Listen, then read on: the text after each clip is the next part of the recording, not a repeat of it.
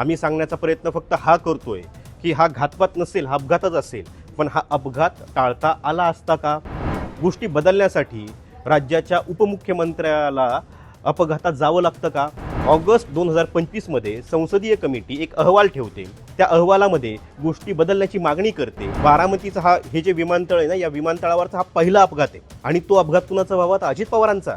माणूस गेल्यानंतर त्याला फुलं वाहणं सोपं आहे, पण माणूस वाचवण्यासाठी एक निर्णय घेणं महत्त्वाचं असतं.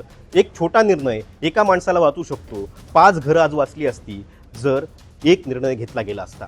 याच्यामध्ये फक्त अजित पवार गेलेले नाही आहेत, याच्यामध्ये पिंकी माळी गेली आहे, जिने चाळीतल्या घरातून येऊन उंच भरारी घेतली होती. याच्यामध्ये शांभवी पाठक गेली आहे. 25व्या वर्षी तिने उड्डाण घेतलं होतं आणि तिची स्वप्न मोठी होती. याच्यामध्ये कॅप्टन सुमित गेलेत आणि यांच्यामध्ये अजित पवारांचा तो ढाण्या वाघ, त्यांचा बॉडीगार्ड, हा सुद्धा गेलाय. जाताना असे गेलेत की त्यांचे चेहरेही पाहायला मिळू नये. अजितदादांना ओळखण्यासाठी त्यांच्या घड्याळाचा आधार घ्यायला लागला, गॉगल तपासायला लागला, अंगावरचे कपडे राहिले नाहीत. एवढी वाईट परिस्थिती यावी आणि ही कशामुळे? सरकारच्या आणि प्रशासनाच्या एका गलथान कारभारामुळे.